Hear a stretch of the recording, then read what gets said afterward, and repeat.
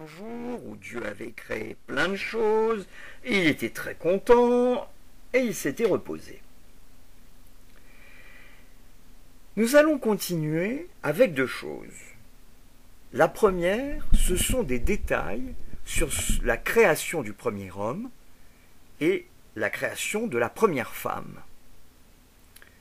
Et la deuxième chose, ça va être la première colère de Dieu. Et bon Dieu de bon Dieu de bon Dieu, Dieu, dans le récit de la Bible, se met très souvent en colère, car les hommes et les femmes font beaucoup de bêtises.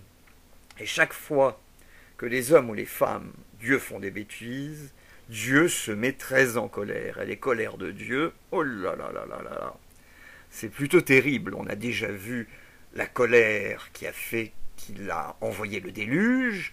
On a vu la colère qui a fait qu'il a détruit la tour de Babel. Et là, nous allons voir la colère où il va chasser le premier homme et la première femme du paradis terrestre où il les avait installés en principe pour toujours. Mais nous allons voir.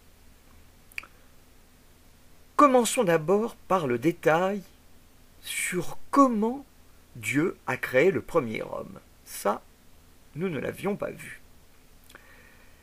L'Éternel Dieu forma l'homme de la poussière de la terre. Il fit une sorte de statue de l'homme à partir de la poussière de la terre, et il souffla dans ses narines un souffle de vie, et l'homme devint un être vivant. Ça, il n'y a que Dieu qui sait faire. Donc, ça c'est pour l'homme. Maintenant pour la femme. Alors l'Éternel Dieu fit tomber un profond sommeil sur l'homme, et l'homme s'endormit. Dieu prit une de ses côtes et referma la chair à sa place. L'Éternel Dieu forma une femme de la côte qu'il avait prise de l'homme, et il l'amena vers l'homme. Voilà donc la première femme créée par Dieu. Ça aussi, il n'y a que Dieu qui sait faire. L'homme et sa femme étaient tous deux nus, mais ils n'en avaient pas honte.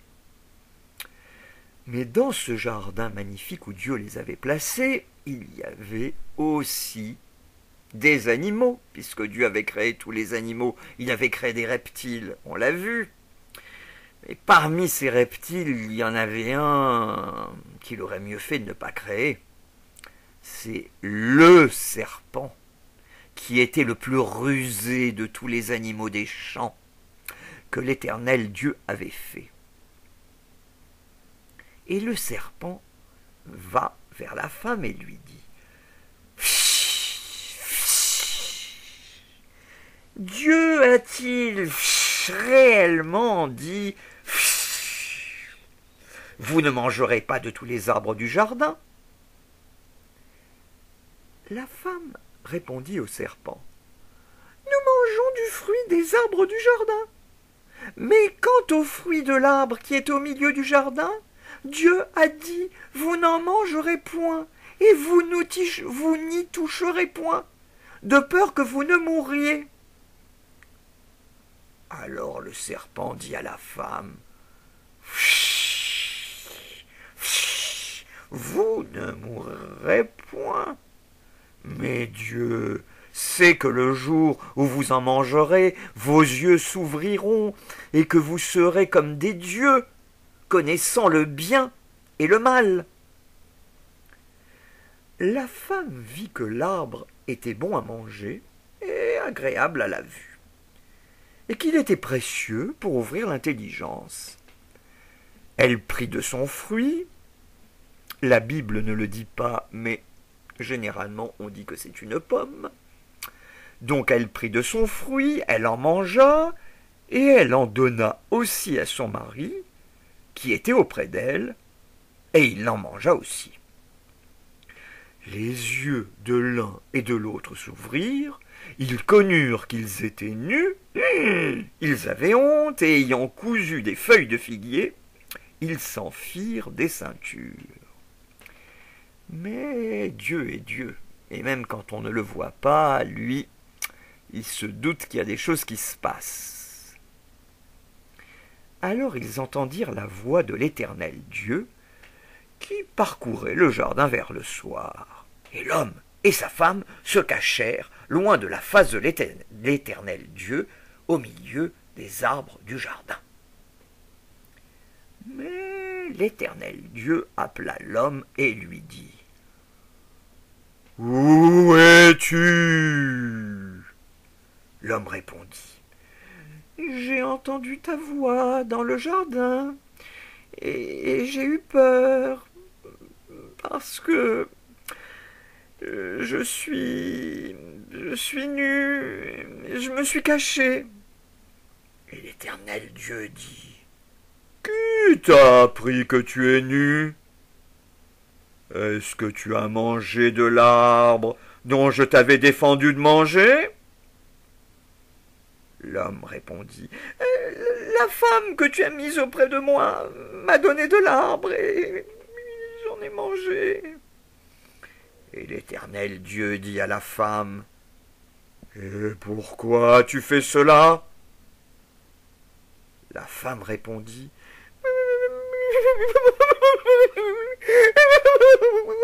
C'est le serpent qui m'a séduite. Mais j'en ai mangé juste un petit peu, juste un peu mangé. » L'Éternel Dieu dit au serpent « Puisque tu as fait cela, tu seras maudit entre tout le bétail et entre tous les animaux des champs. Tu marcheras sur ton ventre et tu mangeras de la poussière. Pour les jours de ta vie, je mettrai la dispute entre toi et ta femme serpent, et entre tes enfants et les enfants de tes enfants. Tes enfants écraseront ta tête et tu lui blesseras le talon. » Ouais, j'ai pas très bien compris si c'était la femme, les enfants de la femme ou les enfants du serpent, mais bon, c'est pas grave. Dieu dit à la femme « J'augmenterai tes douleurs quand tu attendras des enfants, et tu auras des enfants avec douleur, et tes désirs se porteront vers ton mari, mais il dominera sur toi. » Entre parenthèses, nous pouvons le constater, Dieu n'était pas vraiment féministe, mais c'est comme ça. De toute façon, il était en colère, là. Donc Dieu dit à l'homme « Puisque tu as écouté la voix de ta femme, et que tu as mangé de l'arbre au sujet duquel je t'avais donné de cet ordre, tu n'en mangeras point, le sol sera maudit à cause de toi. C'est à force de peine que tu en tireras ta nourriture tous les jours de ta vie. Il te produira des épines et des ronces, et tu mangeras de l'herbe des champs. Et c'est à la sueur de ton visage que tu mangeras du pain jusqu'à ce que tu retournes dans la terre d'où tu as été pris. Car tu es poussière, et tu retourneras dans la poussière. » Adam donna à sa femme le nom d'Ève, car elle a été la mère de tous les vivants. Et même nous, en principe, c'est pas directement notre mère, mais c'est la mère de nos ancêtres, très anciens. L'Éternel Dieu fit à Adam et à sa femme des habits de peau, comme les hommes et les femmes préhistoriques, et il les en revêtit. L'Éternel Dieu dit « Voici, l'homme est devenu comme l'un de nous pour la connaissance du bien et du mal. Empêchons-le maintenant d'avancer sa main, de prendre de l'arbre de vie, d'en manger et de vivre éternellement. » Alors, pour cela, que fit Dieu? Dieu chassa l'homme et sa femme du jardin d'Éden pour que l'homme cultivât la terre, d'où il avait été pris.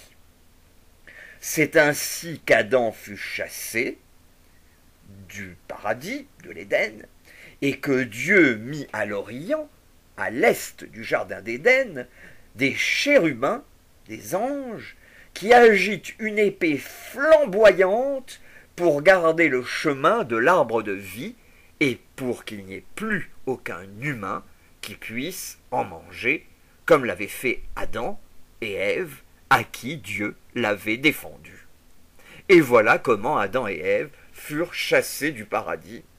Si ça se trouve, s'ils n'avaient pas été chassés, et on pourrait y être nous aussi, mais voilà, l'histoire est ce qu'elle est. Allez, je vous dis à la prochaine fois.